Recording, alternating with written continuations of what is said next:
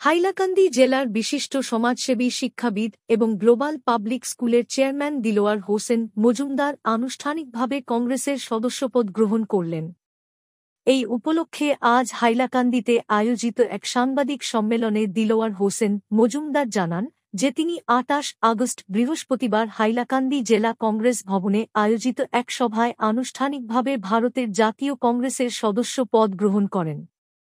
বর্তমানে হাইলাকান্দি জেলা কংগ্রেস কমিটির সভাপতি ইসাক আলী বড় ভূঁইয়ার শারীরিক অসুস্থতার কারণে পদত্যাগ দেওয়ায় তার রিক্ত পদে তিনি কংগ্রেসের সভাপতি দৌড়ে আছেন কিনা সাংবাদিকের এক প্রশ্নের উত্তরে তিনি জানান যে ভারতের জাতীয় কংগ্রেসকে মজবুত করার জন্য তিনি কংগ্রেস কমিটিতে যোগদান করেছেন। তিনি বলেন যে নতুন সভাপতি যেই হোক না কেন তিনি তাকে যথাসম্ভব সহযোগিতা করে যাবেন। সেই জন্য তিনি জেলা কংগ্রেসের সভাপতি দৌড়ে বর্তমানে নেই। তিনি জাতীয় কংগ্রেস দলে যোগদান করেছেন কংগ্রেসের ভিত মজবুত করার জন্য। তবে তিনি আগামী ২০২৬ সনের বিধানসভা নির্বাচনে আলগাপুর কাটলিচড়া আসনের কংগ্রেসের একজন টিকিটের দাবিদার। যদি দল তাকে উপযুক্ত মনে করে টিকিট প্রদান করে আর আসন্ন বিধানসভা নির্বাচনে তিনি কংগ্রেস দলের টিকিটে প্রতিদ্বন্দ্বিতা করে যদি বিধায়ক নির্বাচিত হয়ে যান তাহলে জনতার সার্বিক উন্নয়নের জন্য তিনি আপ্রাণ কাজ করে যাবেন। হাইলাকান্দি থেকে সিপ্রিয়ান ডায়েসের রিপোর্ট। এখন আমরা এসেছি আমাদের হাইলাকান্দি জেলার একজন বিশিষ্ট ব্যক্তিত্ব, বিশিষ্ট সমাজসেবী এবং বিশিষ্ট উনি একজন শিক্ষাবিদও। উনি কয়েকটি শিক্ষা প্রতিষ্ঠানেরও মালিক এবং উনি একজন সিনিয়র কংগ্রেসি নেতাও।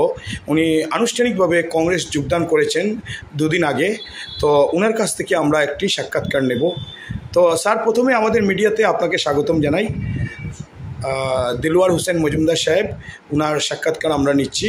তো স্যার, আপনি যে কংগ্রেসে যোগদান করলেন, এটা কত তারিখে যোগদান করলেন আনুষ্ঠানিকভাবে, এবং এই যোগদানের পর আপনি জনগণকে কি বার্তা দিতে চাইবেন?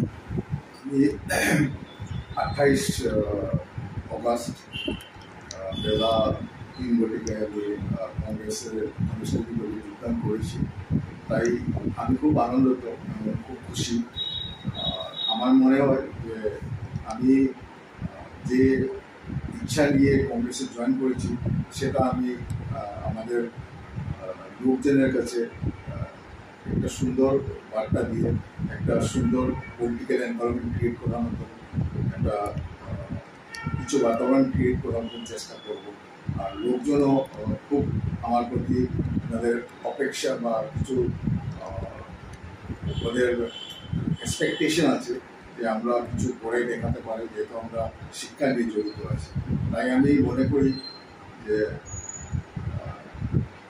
আমাকে কংগ্রেসে জয়েন করার জন্য বা যে সহায়তা করেছেন ডিস্ট্রিক্ট কংগ্রেস কমিটি প্লাস যুব কংগ্রেস বা NSY সবাইকে আমি ধন্যবাদ জানাতে চাই। আর হাইলাকান্দিবাসীকেও আমাকে সাপোর্ট করার জন্য অশেষ ধন্যবাদ। আপনি কংগ্রেসের এখন যুক্ত হয়েছেন যে প্রাথমিক সদস্য নিয়েছেন? হ্যাঁ, এমনিতে জেলা কমিটিতে সম্পাদক বা অন্য কোনো পদ এখনো? আমার কোনো এমনিতে কোনো পদ নেই, না আমার কোনো ইচ্ছা আছে। আমি যেহেতু নতুনভাবে জয়েন করেছি তাই আমি ভেবেছি যে একজন কংগ্রেস আর্ম সোলজার হিসেবে আমি কংগ্রেসের কাজ করতে পারি। আচ্ছা আচ্ছা। তো কি বলে, এই যে আপনি তো কংগ্রেসের আবার আমাদের আলগাপুর কাটলিচড়া আসনের বিধানসভা আসনের আপনি একজন সম্ভাব্য প্রার্থীও, যেটা আমরা লোকমুখে জানতে পেরেছি। তো এই হিসাবে টিকিট কংগ্রেসের পাবেন বলে আপনি কতদূর আশাবাদী আছেন, এবং যদি টিকিট পেয়ে যান তাহলে আপনি আলগাপুর কাটলিচড়া কনস্টিটিউন্সির জন্য, জনগণের জন্য আপনি কি কাজ করবেন বলে আপনি মনস্থ করেছেন? আমি আলগাপুর কাটলিচড়া কনস্টিটিউয়েন্সির যদি জনপ্রিয়তা আমার কাছে আসে বা লোকজন যদি ভাবে আমি ওদেরকে একটা MLA হিসাবে বা একজন রিপ্রেজেন্টেটিভ হিসেবে ওনাদেরকে রিপ্রেজেন্ট করতে সক্ষম হই, তাহলে ওনারা যদি আমাকে সাপোর্ট করে আমি নিশ্চয়ই 2026-এর ইলেকশনে আমাকে নিজে কংগ্রেসের প্রার্থী হিসাবে স্ট্যান্ড করার চেষ্টা করব। 2 নম্বর জিনিস হলো আমি কী করবো। যদি আমাকে লোকজন সাপোর্ট দিয়ে নির্বাচিত করে আমাকে MLA হিসাবে নিযুক্ত করেন, তখন আমি চেষ্টা করবো যে যেগুলো ইনফ্রাস্ট্রাকচারাল লেকুনাস আছে, যেরকম education sector, health sector, plus অনেক ইনফ্রাস্ট্রাকচারাল ডেভেলপমেন্ট আমাদের গ্রাম অঞ্চলে খুবই দরকার। যেটা নিয়ে আমি খুব চিন্তিত। তাই আমি ভাবছি যদি আমার জয় হয় বা আমি নির্বাচিত হই, তাহলে আমি চেষ্টা করবো যে ছোটো ছোটো যেগুলো সমস্যা গ্রামাঞ্চলে আছে সেগুলোকে ওভারকাম কীভাবে করা যায় সেটাই নিয়ে আমি অ্যাসেম্বলিতে দাঁড়ানোর চেষ্টা করব।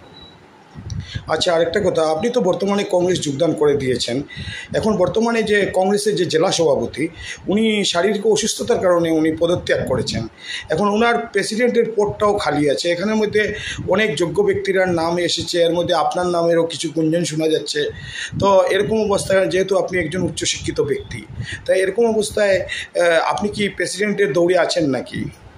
আমি বর্তমানে সেটা আমার কোনো ইচ্ছা বা এরকম কোনো কিছু আমি চিন্তা করিনি।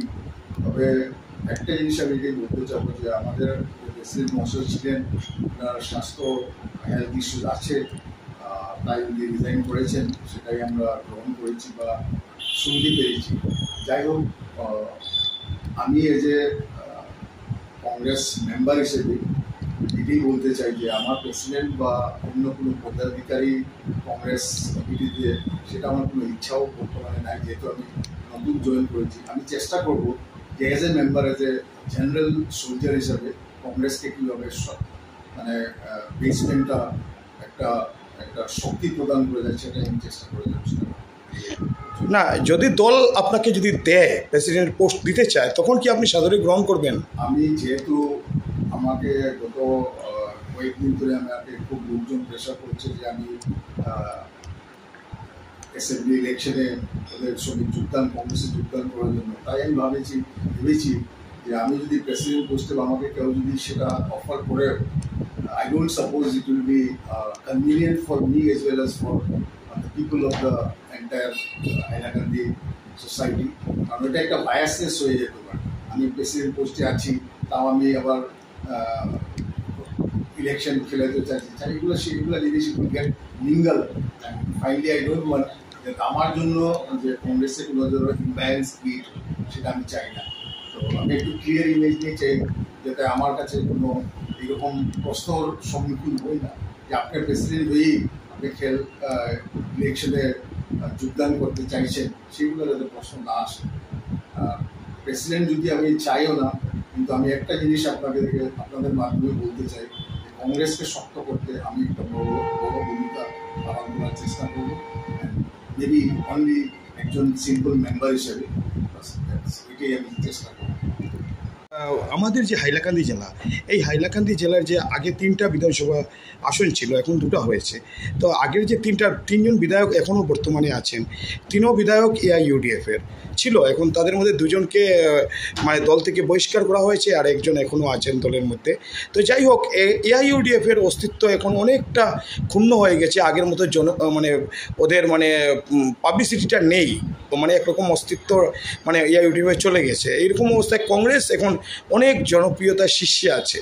তো আপনি কি মনে করেন এই কংগ্রেসের জনপ্রিয়তার জন্য আগামী বিধানসভা নির্বাচনে আলগাপুর কাটলিচড়া এবং হাইলাকান্দি বিধানসভা, এই 2টি আসনের মধ্যে কংগ্রেস কি এই 2টি আসন জয়লাভ করতে পারবে? আপনি কি মনে করেন? নিশ্চয়ই এইবার যেগুলো পজিশন হয়েছে, আমরা যে দেখতে পেরেছি এখন অবধি, সব যেটা আমরা সার্ভে করে দেখেছি, বা আমি তো নিজেই জড়িত আছি, তাই আমি দেখতে পারতেছি যে লোকের কাছে একটাই জিজ্ঞাসা আছে যে আমরা ধর্মনিরপেক্ষতা পালন করে আমরা একটা ভালো সোসাইটি ক্রিয়েট করার চেষ্টা করব। তাই ওই চিন্তাধারাটা যদি আমরা করি বা সমাজে যেটা ইচ্ছা আছে, তাহলে আমরা নিশ্চয়ই এটাই ভাবনা করতে পারি, বা এটাতে আমরা নিশ্চয়ই একটা কনফিডেন্স দেখাতে পারি যে 2টা সিটি কংগ্রেস নেওয়ার সক্ষম আছে, বা সেটা আশা করি যে সেটা পারবে সেটা। আচ্ছা, তারপরে এই যে গৌরব গগৈর নেতৃত্বে মানে আগামীতে বিধানসভাতে মানে আসামে কি কংগ্রেসের সরকার আসবে বলে আপনি মনে করেন? গৌরব গগৈ আসামে APCCর প্রেসিডেন্ট হওয়ার পর লোকজনের কাছে একটা বিদেশে আছে, সবার কাছে একটা কনফিডেন্স লেভেলটা বেড়ে গেছে। এই কনফিডেন্সটা দেখার যেটা আমরা পাচ্ছি, সেটা আমরা যদি আজকে দেখি, তাহলে আমাদের মনে হয় যে নিশ্চয় কংগ্রেস একটা কিছু করবে। আশা করি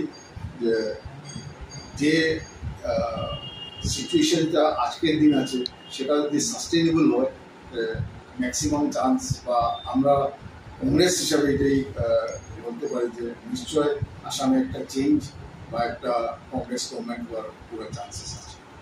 এবং আমাদের বরাক উপত্যকাতে যে 15টা সিট ছিল আগে বিধানসভার, এখন ডিলিমিটেশনের কারণে হয়েছে 13টা।